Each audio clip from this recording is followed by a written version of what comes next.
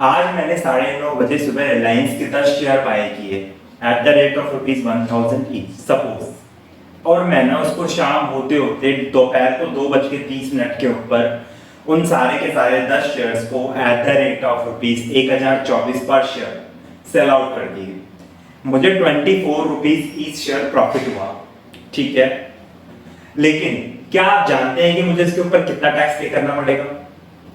ये ऐसे ट्रांजैक्शंस हमारे यहाँ पे स्टॉक मार्केट के अंदर बहुत ज्यादा मात्रा में होते हैं, बल्कि मैं बोलूँ सबसे ज्यादा ट्रांजैक्शन ऐसी प्रकार से होते हैं। ऐसे ट्रांजैक्शंस को हम बोलते हैं इंट्राडे ट्रांजैक्शंस, ठीक है।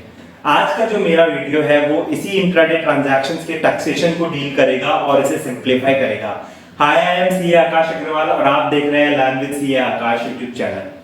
तो दोस्तों, सबसे पहले मैं आपको ये बात बता दूं कि ये जो हमारी सीरीज चल रही है ये स्टॉक मार्केट टैक्सेशन की चल रही है, और पिछली 2-3 वीडियो के अंदर मैंने आपको बताया है कि कैसे हम लोग long term capital gain calculate करने वाले हैं अंडर सेक्शन 112A।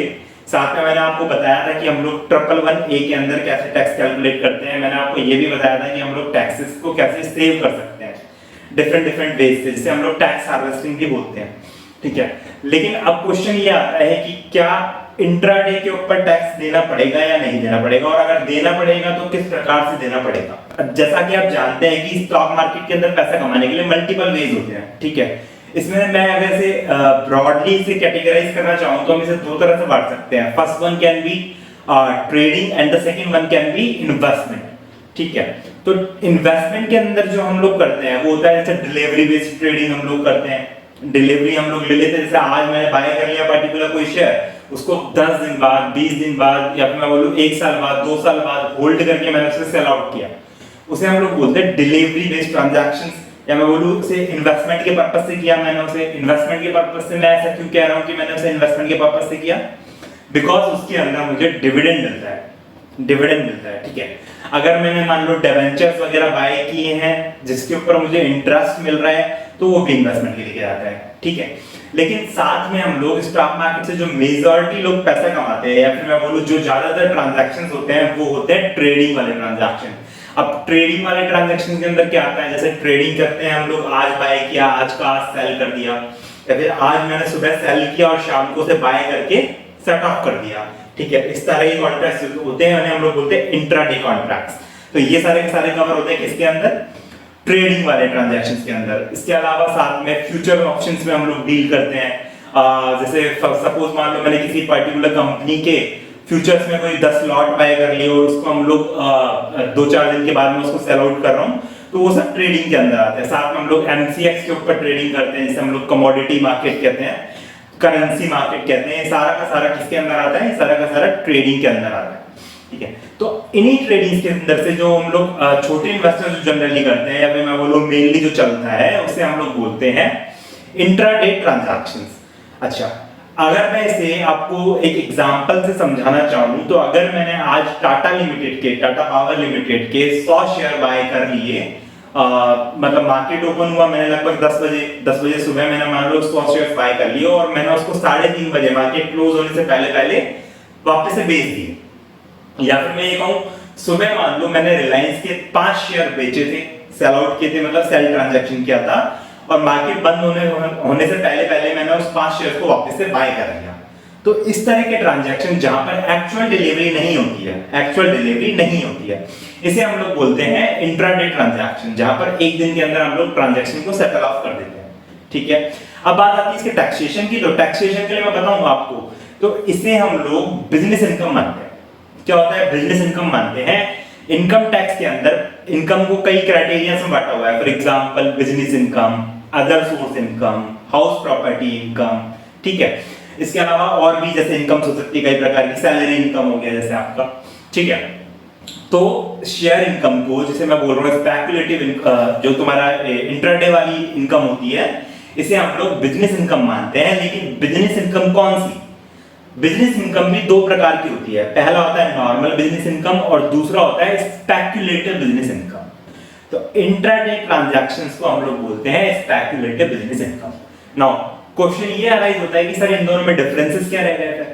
अगर मान लो बिजनेस इनकम ही है, एक नॉर्मल इनकम, एक आप बात कर रहे हैं स्पेकुलेटिव बिजनेस इनकम की, आपने बताया कि इंट्राडे ट्रांजैक्शन जो हम लोग करते हैं वो स्पेकुलेटिव बिजनेस के अंदर आता है। नाउ क्वेश्चन ये है कि भाई इन दोनों में डिफरेंस क्या है? देखो डिफरेंस टैक्स रेट का नहीं है। नॉर्मल बिजनेस इनकम में भी आपको स्लैब रेट से टैक्सेशन पे करना पड़ता है और इंट्राडे ट्रांजैक्शंस के अंदर भी आपको स्लैब रेट से, स्पेकुलेटिव बिजनेस में भी आपको स्लैब रेट से टैक्स पे करना पड़ेगा। डिफरेंस जो आता है, डिफरेंस ये आता है कि मान लो सपोज आपको स्पेकुलेटिव इनकम के ऊपर, स्पेकुलेटिव इनकम, अब स्पेकुलेटिव इनकम कौन सी? वही शेयर वाली, इंट्राडे वाली, जो से इंट्राडे वाली जो इनकम होती है वो स्पेकुलेटिव बिजनेस इनकम होती है, ठीक है। तो जो स्पेकुलेटिव बिजनेस का जो लॉस होता है, मान लो सपोज आपने शेयर्स के अंदर डील किया, इंट्राडे के अंदर डील किया, आपको प्रॉफिट हो गया, वेल एंड गुड, कोई प्रॉब्लम ही नहीं है, आज मुझे प्रॉफिट हो गया। सपोज 2-3 दिन तक आपको लगातार प्रॉफिट रहा, आपको प्रॉफिट होता जा रहा है, अचानक से एक दिन ऐसा हुआ कि आपको एक लॉस हो गया और लॉस मान लो भारी भरकम हो गया, ठीक है। तो अब क्वेश्चन ये आता है कि स्पेकुलेटिव बिजनेस का जो लॉस होता है, इसे हम लोग स्पेकुलेटिव बिजनेस का लॉस बोलेंगे। तो स्पेकुलेटिव बिजनेस का जो लॉस होता है हम उसे सिर्फ और सिर्फ स्पेकुलेटिव बिजनेस की इनकम से सेट ऑफ कर सकते हैं। जैसा कि आप लोगों ने मान लो इनकम टैक्स रिटर्न्स वगैरह कभी फाइल की होंगी या फिर अपनी फाइल करवाई होंगी, तो आपका प्रोफेशनल्स आपसे सेट ऑफ के लिए आपका लॉस पूछता है कि आपके पास कोई लॉस तो नहीं है, जैसे आपको सेट ऑफ करना हो मान लो इस ईयर के अंदर, ठीक है। तो ये वाला जो स्पेकुलेटिव लॉस होता है ना, ये केवल और केवल स्पेकुलेटिव बिजनेस की इनकम से ही सेट ऑफ होता है। एक डिफरेंस तो ये है। अब स्पेकुलेटिव बिजनेस इनकम कौन सी होगी? वही इंट्राडे शेयर से जो इनकम कमाई थी उसी से सेट ऑफ होगा केवल इसका लॉस, ठीक है। अच्छा, दूसरा पॉइंट जो इसमें ध्यान रखना होता है वो ये होता है कि स्पेकुलेटिव बिजनेस के लॉस को हम लोग 4 साल के लिए कैरी फॉरवर्ड कर सकते हैं, केवल 4 साल के लिए।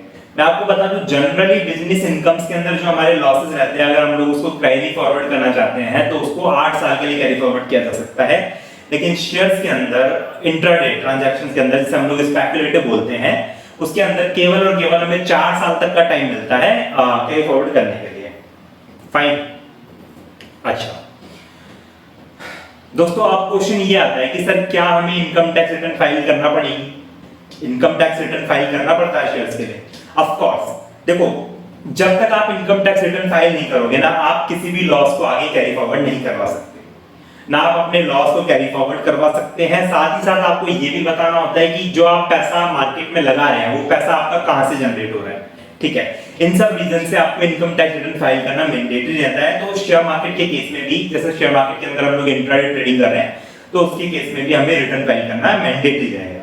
ये बात भी हो गई। अच्छा, इसके अलावा एक क्वेश्चन आप लोगों के मन में ये भी उठ सकता है, जो प्रोफेशनल मान लो ट्रेडर्स हैं जो ट्रेडिंग रेगुलर बेसिस पे करते हैं, उनका ये है कि सर क्या मुझे ऑडिट भी करवाना पड़ेगा अपने बुक्स ऑफ अकाउंट्स को? जो मान लो मैं शेयर से पैसा जनरेट करता हूँ, इनकम कमाता हूँ, या मैं मान लो मुझे लॉस भी होता है या कुछ भी होता है, तो क्या मुझे किसी चार्टर्ड अकाउंटेंट के पास जाके ऑडिट करवाना पड़ेगा?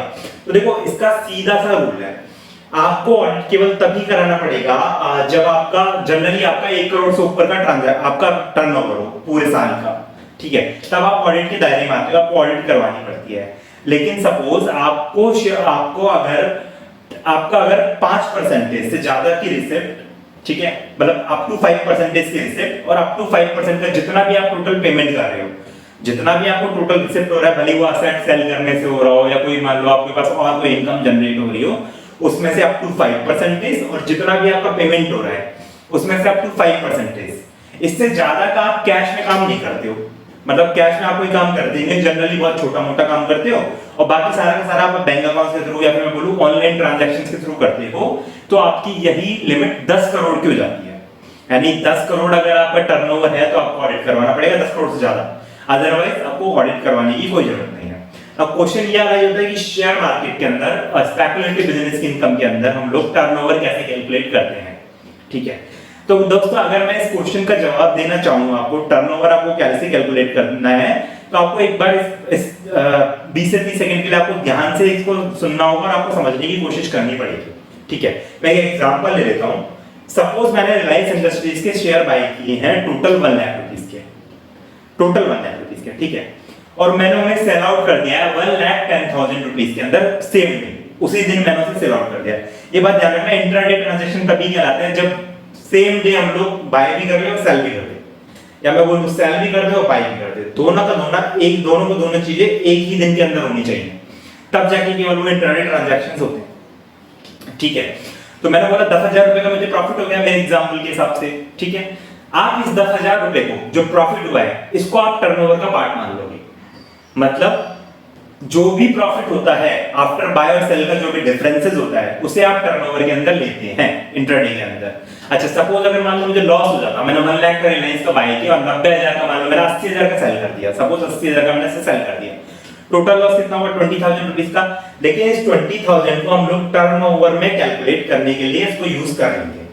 अच्छा तो ऐसे करके मान लो आपने पूरे दिन में सिर्फ ये 2 ट्रांजैक्शन ही किए हैं, तो इन दोनों ट्रांजैक्शन का डे का टर्नओवर कितना हो गया 30,000 रुपीस आपका डे का ट्रांजैक्शन माना जाएगा।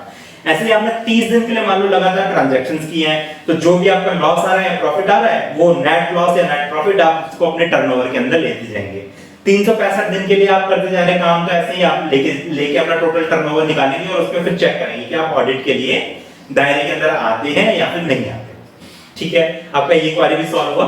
अच्छा साथ में मैं आपको एक बार वापस से टैक्स रेट आपको दोबारा से बता दूं, स्लैब रेट से टैक्सेशन रखते हैं ना। स्लैब रेट का क्या मतलब होता है? स्लैब रेट यानी अगर मान लो आप, मैं ये मान के चल रहा हूं कि आप इंडिविजुअल हैं, इंडिविजुअल है मतलब आप कोई पर्सन है जो ट्रेडिंग करते हैं मार्केट के अंदर, ठीक है, इंडिविजुअल्स हो गया या एचएफ वगैरह हो गया, इनके ऊपर स्लैब रेट लगती है। स्लैब रेट जैसे तुम्हारा 2.5 लाख तक 0 टैक्सेशन 0% होता है, उसके बाद 2.5 लाख से 5 लाख तक आपको 5% की रेट होती है, कोई 20% से 30%, ठीक है।